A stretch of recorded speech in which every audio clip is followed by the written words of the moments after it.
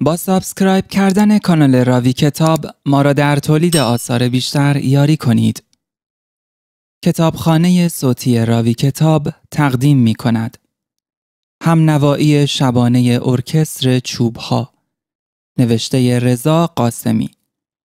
فصل 4، در اندوه دریای گم شده. بخش 1. نشسته‌ام روی لبه تخت، غرق تاریکی. بیوقفه حرف میزنم که نترسم. مثل کسی که در تاریکی از دستش حایلی بسازد در برابر خطر. این تنها رشته ارتباط من با اوست. 26 سال تمام او را خرکش کردم. هر خری را رسیدم به جای او غالب کردم. از هنرپیشه سینما تا بقال محل. از نور روز هراس داشتم. از تابیدن تیغ آفتاب به فرق سر هراس داشتم. هراس داشتم غفلت کنم و از زیر ناخن پاها خودش را بالا بکشد. صبح که میخوابیدم چراغ را روشن میگذاشتم. کجتاب. تا او همیشه کنارم باشد. روی دیوار مقابل.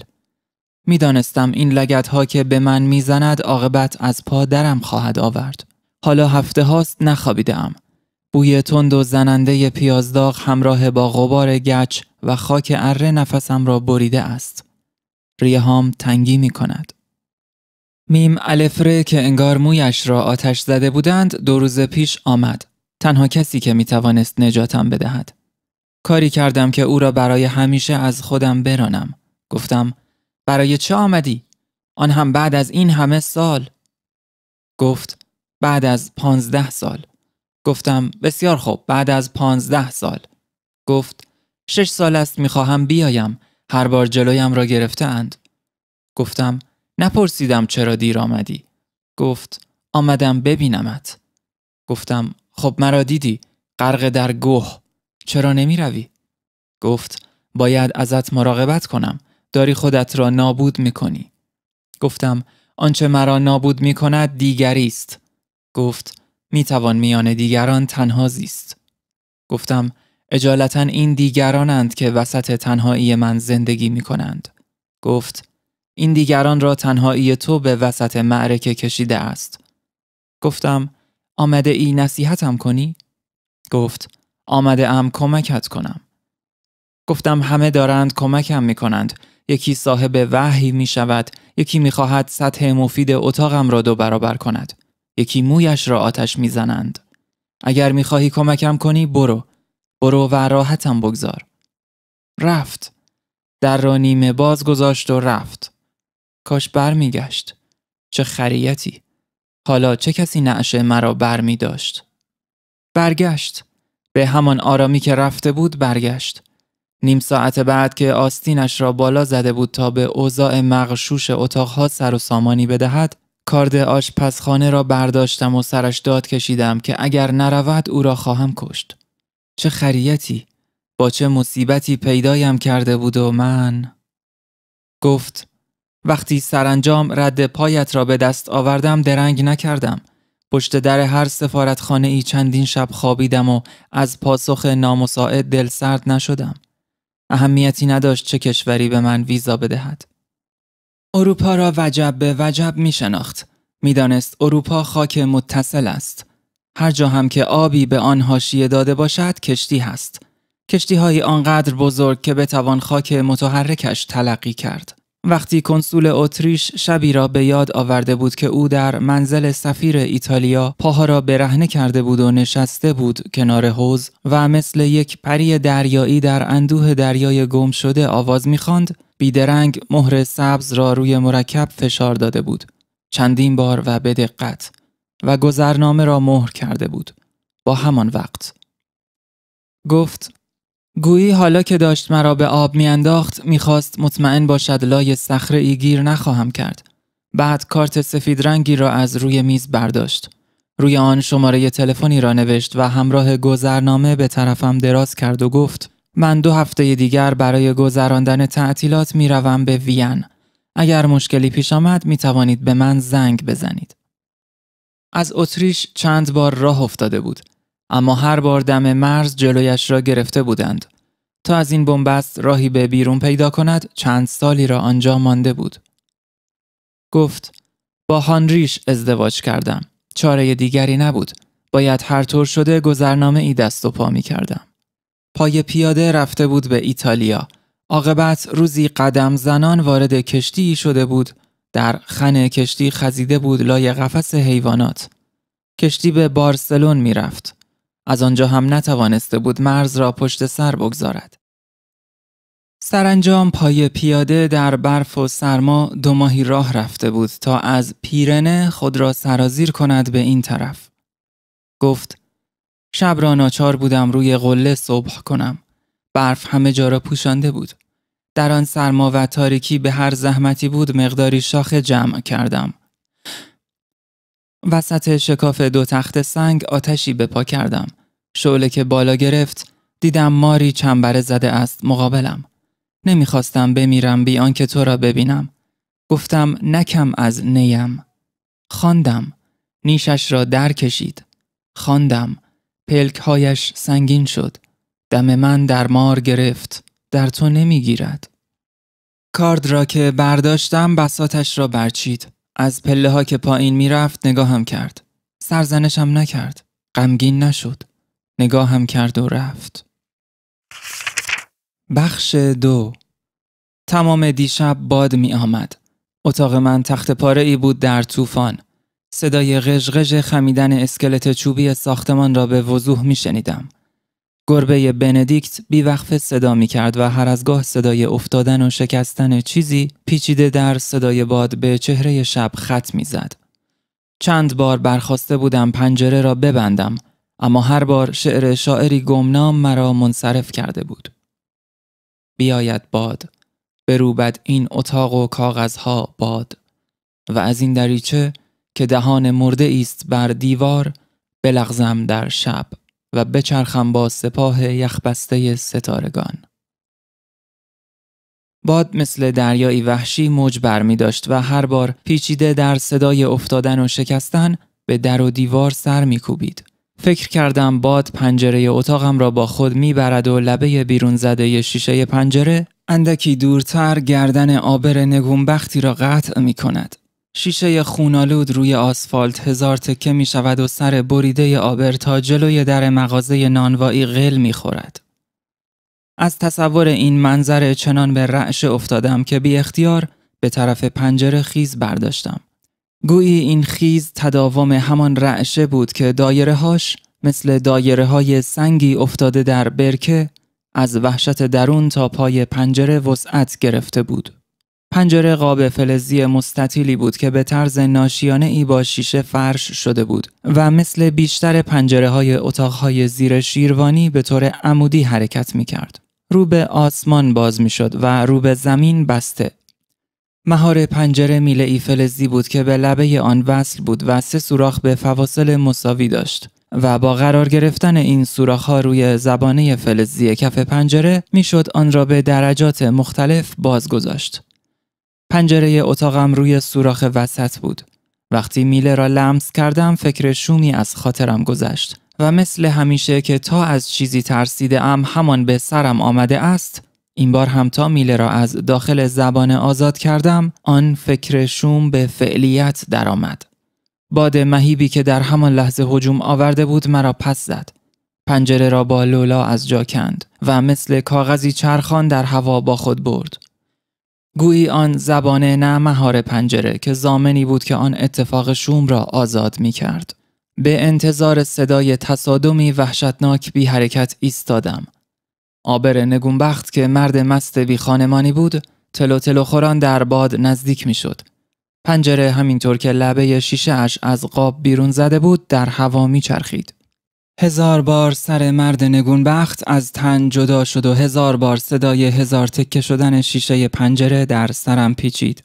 اما بیرون فقط صدای باد بود. نه صدای شکستنی، نه حتی هیچ صدای اصابتی.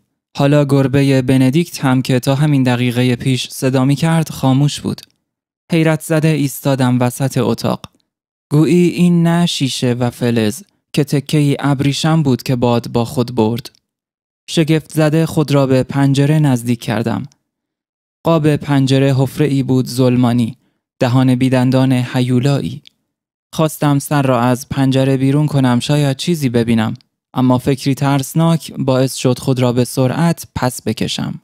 نکند شیشه پنجره مثل پره‌ای چرخان در همان حوالی منتظر است تا به کنجکاوی سر بیرون کنم و آنگاه. یعنی ممکن است فکر اختراع گیوتین در چنین شبی به ذهن مخترعش رسیده باشد؟ حالا اگر کنجکاوی کار دستم بدهد، فردا روزنامه ها چه خواهند نوشت؟ مردی که در خوشی ها هم سرنوشت لویی 16 نبود، اما در مرگ.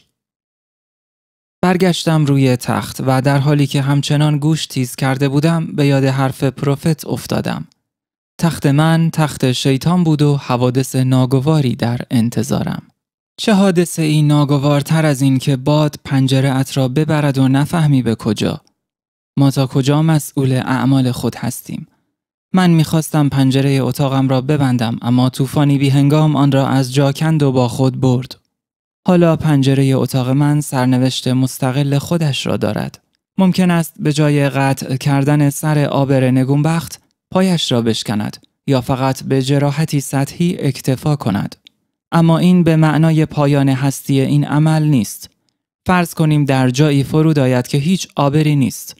صدای مهیب در هم شکستن پنجره شیشه روی آسفالت حالا تکثیر می شود و در چند جهت به حرکت خود ادامه می دهد. زن کلانتر که به شدت تکیده شده است، حبه ای قرص لیزانکسیا می خورد و می خوابد. این اواخر بارها شب و نیمه شب بندیکت با خشونت در اتاق آنها را زده بود که سر و صدایتان نمی گذارد بخوابم. و هر بار زن کلانتر به پیر و پیغمبر سوگند خورده بود که صدایی نکرده اند و او خیالاتی شده است. چند دقیقه پیش هم بندیکت در حالی که محکم به در اتاق می کوفت سرش داد کشیده بود: اگر شما تن لش‌ها بیکارید، من باید ساعت 4 صبح بلند شوم بروم سر کار. راست می گفت. ساعت 4 بلند می شد، اما ساعت 8 می رفت سر کار و بعد که اضافه کرده بود: نیمه شب کسی ظرف نمی شوید. زن کلانتر جانش به لب می رسد و حمله می کند بزندش. بندیکت می گریزد و در اتاقش را از پشت می بندد. در همین لحظه فریدون سر می رسد و می گوید: چه شده است؟ زن کلانتر بغضش می ترکد. دارم دیوانه می شوم. ساکت نشسته ام فرانسه می خوانم، می گوید صدای شستن ظرف بیدارش کرده است. در این لحظه فریدون چیزی می گوید تا به خیال خود او را آرام کند، ولی انگار نفت به آتش پاشیده باشد، سراپای زن کلانتر گر می گیرد. تا فردا که کلانتر از کار شبانه برگردد، زن قرص دیگری می خورد و می خوابد. اندکی بعد صدای مهیب برخورد پنجره شیشه با آسفالت خیابان همان ضربه مناسبی است که زن کلانتر به آن نیاز دارد تا دریابد که هر صدایی بندیکت را اذیت نمی کند. در این لحظه یادش می افتد به حرف فریدون و تصمیم عجیبی می گیرد. ادامه این اتفاق تبدیل به نسیم ملایمی می شود یا طوفانی در شیکاگو. اجالتاً به ما مربوط نیست. کمی آن طرفتر همان خیابان ژان دارد با امانوئل عشق بازی می کند. از مدتی پیش بی تفاوتی های امانوئل او را که جوانی است خجول و فاقد اعتماد به نفس دچار مشکل کرده است، طوری که هر بار مجبور شده است چیزی را بهانه ناتوانیش کند. بی اهمیت جلوه دادن این امر توسط امانوئل نه تنها تسلی بخش نیست، بلکه به تزلزل و بی اعتمادی ژان دامن بیشتری میزند. مخصوصاً که مدت هاست امانوئل حتی زحمت روشن کردن گرامافون را هم به خودش نمیدهد. ژان که از این وضع جانش به لب رسیده است، به خودش آخرین شانس را میدهد. شب قبل را خوب میخوابد. پیش از آمدن دوش آب سرد میگیرد. غذای سبک میخورد و بیدرنگ 2 عدد قرص کربوسیلن بالا میاندازد تا نفخ معده وسط کار تمرکزش را پاره نکند. و برای اولین بار هم خودش گرامافون را روشن میکند. در متن اپرای کارمن و علیرغم طوفانی که ساختمان را به لرزه درآورده است، همه چیز به دلخواه ژان پیش می رود. حتی پس از مدتها اگرچه نه به قوت پیش، دوباره صدای ابراز احساسات امانوئل را درآورده است. کارمن صدایش را اوج می دهد. بالاتر، بالاتر، بالاتر. لا لا لا، لا ها ها ها، لا لا لا ها ها ها ها ها. اما در لحظه ای که ژان می رود تا اشک شوقش را سرازیر کند، صدای مهیب برخورد فلز و شیشه همه چیز را به هم می ریزد. حتی اگر امانوئل تصمیم نگرفته بود آن شب هر طور شده حقیقت را به ژان بگوید، باز حرکت ساده من، بستن پنجره، به همینجا ختم نمی شد. بیرون هیچ صدایی نمی آمد. طوفان آرام گرفته بود، اما از سقوط پنجره اتاقم خبری نبود. پذیرفته بودم که این نه سطحی از فلز و شیشه، که تکه‌ای ابریشم بود که باد با خود برد. اما هیچ چیز مانع نمی‌شد به پیامدهای آن نیندیشم. حرکت چیزی به لطافت ابریشم هم می‌توانست همان فاجعه ای را بیافریند که حرکت بال پروانه. در خیابان از زنی ساعت را می‌پرسید. زن می‌ایستد و به ساعتش نگاه می‌کند. 5:10. این پرسش برای شما عملی است خاتمه یافته، اما خود این عمل مثل هیولایی نوزاد بی‌اعتنا به شما به هستی مستقل خود ادامه می‌دهد. همان چند ثانیه کافی است تا زن که به سرعت وارد ایستگاه مترو شده است، قطاری را که در همان لحظه به راه افتاده از دست بدهد. 2 دقیقه بعد قطار دیگری از راه می‌رسد، زن سوار می‌شود. چند ایستگاه آن طرفتر تصادمی وحشتناک با قطاری که از سمت مقابل می آید باعث از دست رفتن جان تعدادی از مسافران می شود. زن که می توانست با قطار قبلی برود، به خاطر یک عمل ساده شما نامش در فهرست قربانیان این تصادف رقم می خورد. این ماجرا هم در نظر شما فرضیه است مسخره که ابداعش فقط از ذهن بیماری مبتلا به پارانویا ساخته است. با وجود این، کسی که ساعت 5:20 بعد از ظهر 13 آوریل سال پیش درست مقابل در ورودی متروی اوبرکامف از زنی ساعت را پرسید، وقتی عکس‌ها و اخبار مربوط به تصادف 2 قطار در گاردونور را دید، حتی اگر به این فرضیه‌های مسخره اعتقاد می‌داشت، نمی‌توانست تصور کند که مرگ آن زن پایان عواقب آن سؤال کوچک نبود. با مرگ آن زن، مردی که از مدتها پیش در جایی ایستاده بود نزدیک به انتهای یک دایره مرگ، یک قدم دیگر به پیش رانده شد. شما شنونده کتابخانه صوتی راوی کتاب به گویندگی امانوئل هستید. بخش 3. آرزو می کردم هر بلایی که می خواهند سرم بیاورند، اما برم نگردانند به آن جهنم دره. حالا همه چیز به کنار، برمیگشتم چه کنم؟ من که دیگر کسی را نداشتم. زنم در تصادف قطار جانش را از دست داده بود و دخترم هم که دچار عقاید عجیب و غریبی شده بود و آخرالزمان را نزدیک میدید، روزی غیبش زده بود. بعد که همه جا را پیش گشته بودیم، پلیس احتمال داده بود جزء قربانیان هنوز شناسایی نشده فرقه معبد خورشید باشد. چون عکسی از دکتر لوک ژوره رهبر فرقه لای یکی از کتاب‌های درسیش پیدا شده بود. مانده بود خاتون که سپرده بودمش به خانه سالمندان. حالا اگر برمیگشتم باز باید هر هفته که میرفتم به دیدنش شاهد التماس‌های او باشم. مرا از دست این کافرها نجات بده. همه اش گوشت نجس بخوردم میدهند. فردا جواب خدا را چه بدهم؟ گفته بودم اینجا مخصوص سالمندان مسلمان است. اما حالا که لابد همه چیز را فهمیده بود، چطور باید قانعش میکردم؟ نه، طاقت برگشتن به آن جهنم دره را نداشتم. با درماندگی رو کردم به رفیق بغل دستی. شما که میدانید چاقو را چه کسی در پشتم فرو کرد. رفیق بغل دستی که حالا یک صندلی لهستانی گذاشته بود زیر ستون نور و یک پایش را هم روی پای دیگرش انداخته بود، پک محکمی به چپقش زد و گفت: بله، ولی چه کسی تحریکش کرد؟ دود چپق رو به پایین حرکت میکرد و همین امر مرا متقاعد کرد که به راستی مرده ام و حالا در عالم بالا هستم. پس برای اولین بار تصمیم گرفتم با صداقت تمام به همه چیز پاسخ بدهم. گفتم: شما روایت تحریف نشده ماجرا هم که در اختیارتان هست، می توانید هرچه را می گویم مقایسه کنید. رفیق سرخپوست دسته کاغذی را که روایت بدون تحریف ماجرا بود و بالای تمام صفحاتش هم علامت تجاری توشیبا باز کرد. نوشته اید سید به بی ارزشی کلمات پی برده بود. به همین دلیل بی‌دریغ خرجشان می‌کرد.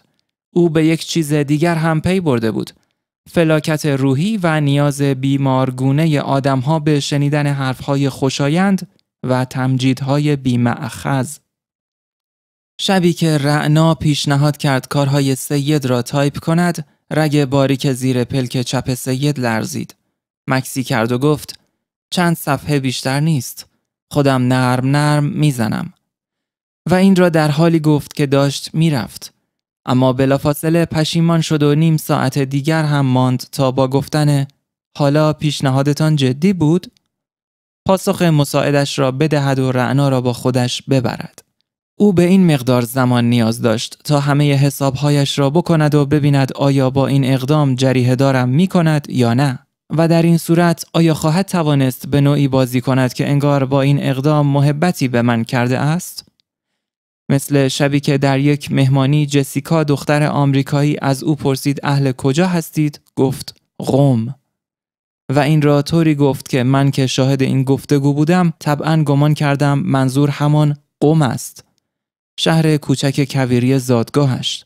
و جسیکا که حتی نمیدانست ایران کجای این کره خاکی واقع شده است، گمان کرد منظور روم است. و بعد که جسیکا هیجان زده شروع کرد به تعریف از زیبایی‌ها و عظمت بناهای تاریخی این شهر، سید چنان دم به دم او داد که جسیکا فکر کند این جوان مفتخر ایتالیایی دارد دانش او را از جغرافیا ستایش می کند.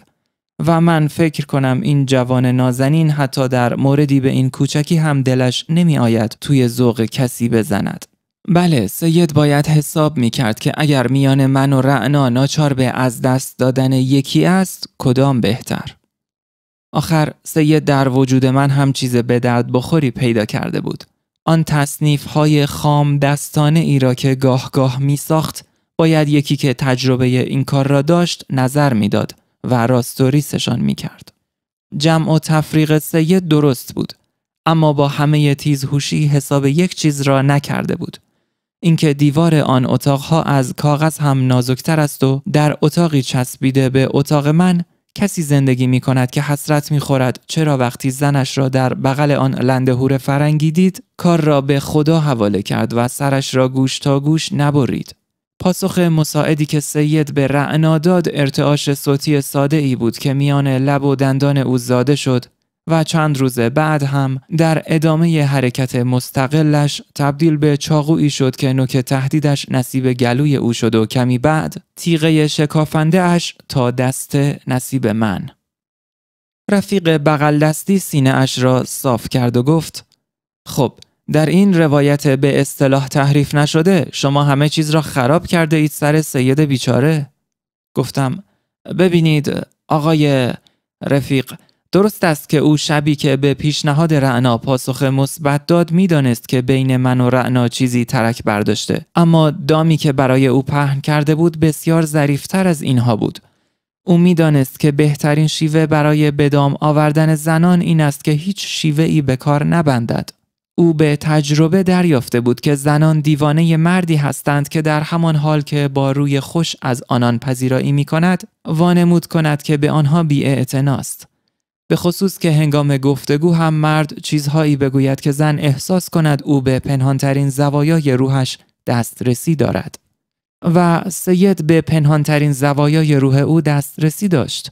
اما ماجرا اینقدرها هم ساده نبود. در حقیقت بازی پیچیده ای بود که در آن هر کس هم شکارچی بود هم شکار. رعنا که تلاطم شخصیت و رفتارهای خودخواهانه مرا میدید، فکر کرده بود که اگر قرار است از رابطه دو نفره تنها چیزی که نصیبش می شود همین امکانات مختصر خور و خواب باشد، چرا این رابطه را با کسی برقرار نکند که دست کم امکانات بیشتری به او بدهد. اتاقهای سید تو در تو بود و فضای بزرگتری داشت. دوش آب گرمی هم که سید خودش اضافه کرده بود در مجموع اتاقهایش را به شکل آپارتمانی کوچک درآورده بود که دیگر ربطی به اتاقهای زیر شیروانی نداشت. بیشتر ظهرها هم غذایش را در رستوران می‌خورد. وقتی سید رعنا را به اتاق خود می‌برد گمان می‌کرد که او را به دام آورده، اما نمی‌دانست که 2 روز پیش از آن رعنا که از ریخت و پاشها و طرز زندگی سید سر در نمی آورد از من پرسیده بود سید از چه راهی زندگی می کند؟ و وقتی با همان اصطلاحی که خود سید به کار برد گفتم نمایشگاه گلیم، چشمانش گرد شد و در مغزش جرقه ای زد که این جرقه در ادامه حرکتش روز بعد به امتناع از همخوابگی با من تبدیل شد و روز بعد از آن به پیشنهاد تایپ کردن قصه های سید و چند روز بعد هم به نوک چاقوی پروفت. رفیق بغل دستی پک محکمی به چپاقش زد و گفت خب در این ماجرا 2 همدست هم برای قاتل پیدا کردید. دلتان که نمیخواهد باور کنم در این ماجرا شما فقط نقش مقتول را بازی کرده اید. گفتم ببینید نمیدانم الان همکارتان هم اینجاست یا... گفت رفته از جایی برمیگردد. نگران شدم. از فضای صمیمانه‌ای که بین من و رفیق بغل دستی ایجاد شده بود سوء استفاده کرده پرسیدم کجا؟ گفت قرص‌هایش را جا گذاشته بود رفت بیاورد. گفتم چه قرصی؟ گفت لیزانکسیا. خب میگفتید. گفتم ببینید آقای لعنت به این عادت کوفتی. گفت مهم نیست. هر کدام را دلتان خواست بگویید. گفتم بله رفیق، من تلاش زیادی کردم به نصیحت آن آدم حسابی عمل کنم، اما عاشق شدنم دوامی نداشت. سر هفته یا خودم دل سرد می شدم یا طرف مقابلم. بعد هم می بخشید. چطور بگویم؟ یکی از اعضای بدنم کار نمی کرد. گفت مال لیزانکسیاست. این صدای فاوست مورنائو بود که پیچیده بود در فضا. رفیق بغل دستی در حالی که چپاقش را می تکاند برگشت به سمت چپ. گفتم می گفتند مال تبعید است. می گفتند همه چیز توی سر آدم می گذرد. مغز که فلج بشود بدن هم کار خودش را نمی کند. اما من فکر می کردم میم الف ر طلسمم کرده است. گفت نخیر مال لیزانکسیاست. می خواستم بگویم نمی ترسید شرکت سازنده اش علیه شما شکایت کند؟ زبانم چرخید و گفتم شما نمی ترسید می خورید؟ گفت من زن ندارم. به علاوه خاصیت دارد. فکر می کنید سید چرا مشت می خورد؟ گفتم ناراحتی قلبی داشت. گفت ساده اید. گفتم پس چرا می خورد؟ گفت به حرفتان ادامه بدهید. گفتم رعنا هم مثل هر زن دیگری قربانی بیگناهی بود که به دردهای من افزوده بود. فقط به این دلیل که در سر قرارم با او به جستجوی کس دیگری بودم. دختری که در رودخانه گم شده بود. پس از یک جایی حضور او جز دردسر چیز دیگری برایم نبود. وقتی دیدم هم او و هم سید هر کدام برای دیگری خوابهایی دیده اند به خودم گفتم اگر راه نجاتی باشد جز این نیست که این 2 را به هم نزدیک کنم. فاوست مورنائو که حالا سر جای رفیق بغل دستی نشسته بود گفت و شما هم دست به کار نقشه خودتان شدید. گفتم در واقع من نقشه خاصی نداشتم. فقط باید به هر کدام از آنها در اجرای نقشه‌ای که داشتند کمک می‌کردم. سید می‌خواست دستش پر باشد و من بیش از آن که لازم داشت به او اطلاعات می‌دادم. آنقدر که رعنا احساس کند سید به پنهانترین زوایای روحش دسترسی دارد.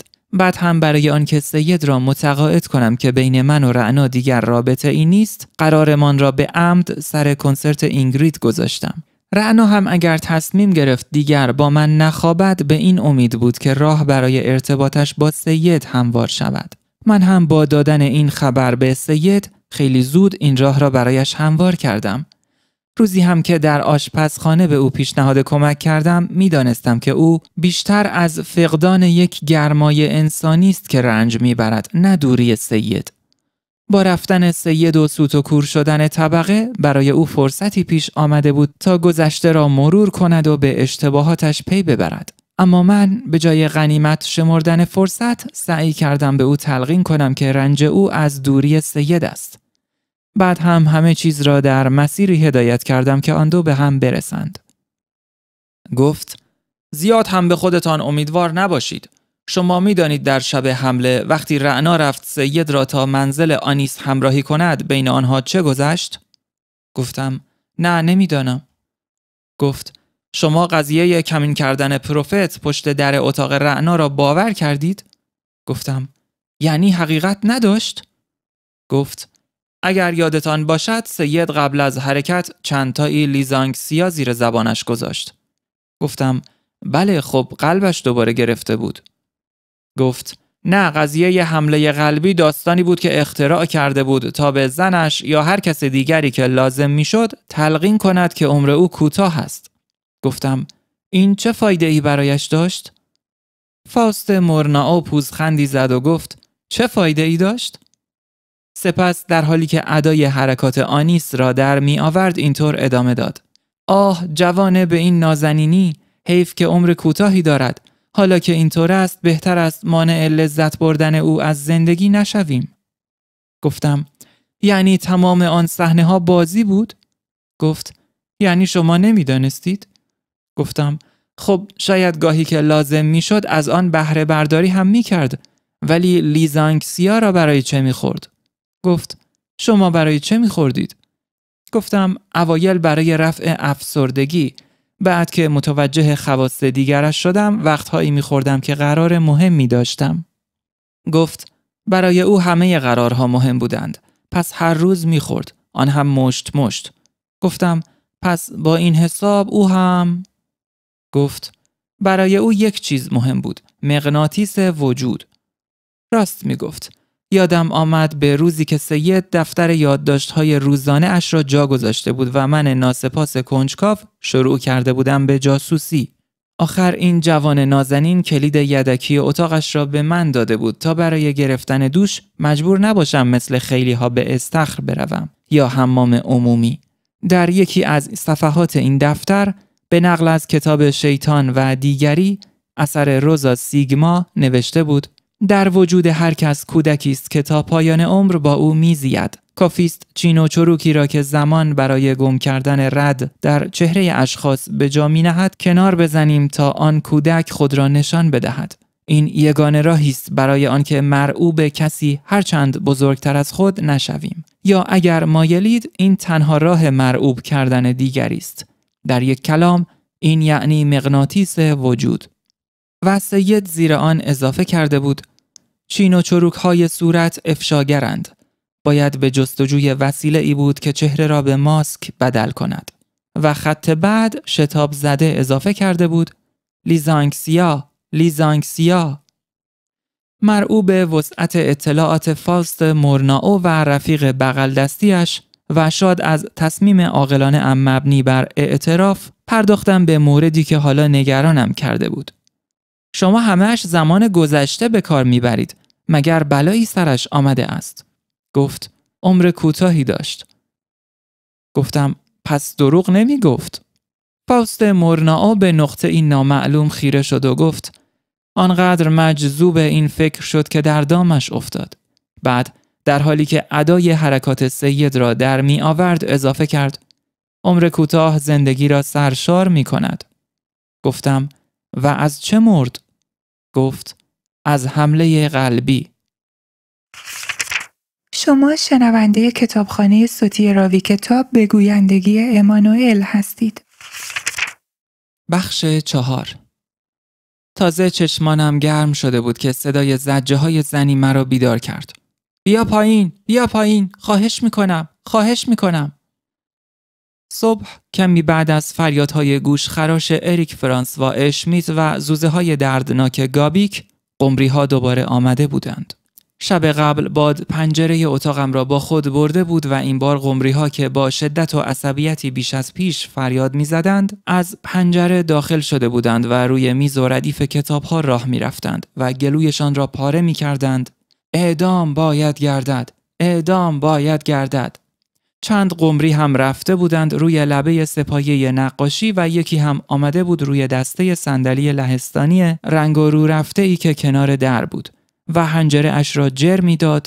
اعدام باید گردد، اعدام باید گردد.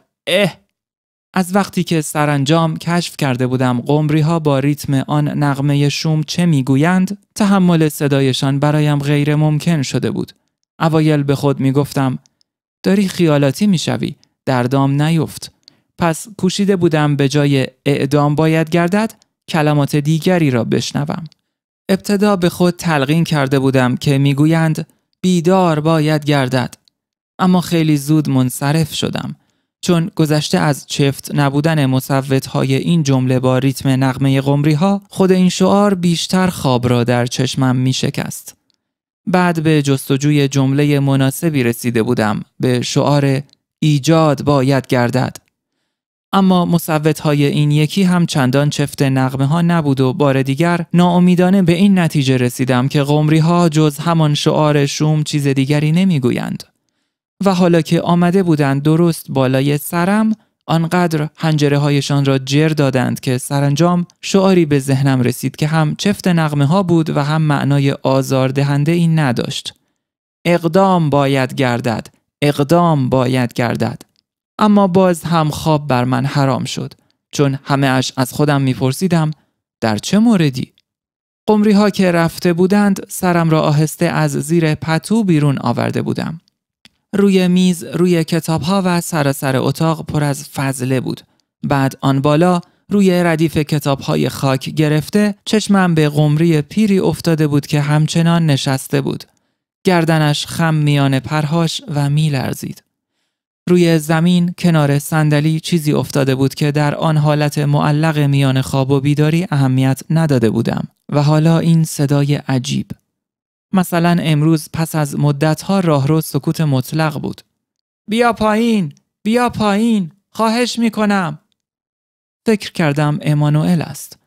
اما در این زجه ها هیچ نشانی از لذت نبود. خواستم سر و گوشی آب بدهم اما بیخوابی های مداوم توانی برای بیرون آمدن از رخت خواب باقی نگذاشته بود. پتو را محکم روی سرم کشیدم.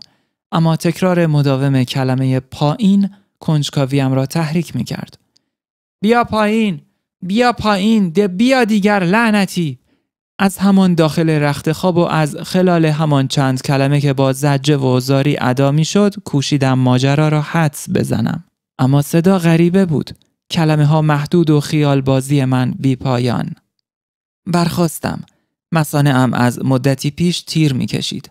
به دستشویی که رسیدم خشکم زد. صدای زجه ها از داخل توالت می آمد. از آن عجیبتر پنجره اتاقم بود که شب قبل باد با خود برده بود و حالا توی محوطه جلوی دستشویی بود. روی زمین، کنار دیوار. گیج و منگ برگشتم به اتاقم. صدا لحن التماس آمیز غریبی پیدا کرده بود. خواهش می کنم، خواهش می کنم. این زجه ها مرا پرت کرد به سالهایی دور، به حیات دنج خانه‌ای قدیمی. به توالتی که کنج حیات بود. به دختری که با میل کاموا بافی رفته بود داخل توالت. به دوست جوانی که خیس عرق کنارم نشسته بود و با هر صدای زجه دختر بازوانم رو چنگ میزد و میگریست. چه جنایت وحشتناکی، چه جنایت وحشتناکی. گفت بیا پایین، خواهش میکنم، خواهش میکنم، به تو قول میدهم. اضافه شدن جمله تازه‌ای به این مجموعه کلمات تکراری مرا از آن خاطره هولناک و از پندار بافی‌های احمقانه بیرون کشید و فشار دم افزون مثانه مرا که از دخالت در زندگی دیگران پرهیز داشتم کلافه و عصبی دوباره به سمت توالت روانه کرد. در همچنان بسته بود و صدای زجه بیوقفه ادامه داشت. مرا ببخش، به تو قول میدهم، بیا پایین، خواهش میکنم. با اضافه شدن هر کلمه تازه طرح چهره کسی که مخاطب زن بود در ذهنم شکل تازه تری به خود می گرفت. یادم افتاد به سرایدار و زنش. چند بار آنها را در توالت طبقه غافلگیر کرده بودم. حضور همزمان هر دو در آنجا به اضافه سابقه اعتیادشان و بعضی قرائن دیگر جای شکی باقی نمی‌گذاشت که آمدنشان به توالت به نحوی با استعمال مواد مخدر در ارتباط است. استعمال مواد مخدر به خودشان مربوط بود. اما استفاده از توالت این طبقه، آن هم حالا که فشار مثانه از حد تحمل فراتر رفته بود، به من مربوط می شد. به خصوص که در آپارتمان خودشان که در طبقه همکف بود توالت داشتند. سرم را به در توالت نزدیک کردم. کی آنجاست؟ گفت بیا پایین، خواهش می کنم. از دالان کوچک دستشویی بیرون آمدم و به اطراف نگاه کردم. لای در اتاق امانوئل کمی باز بود. دلم لرزید. نمی توانستم تصور کنم این زجه ها از آن دختری باشد که آن همه آرام راه می رفت و آنطور به نجوا احوال می پرسید. ضربه ملایمی به در اتاق زدم.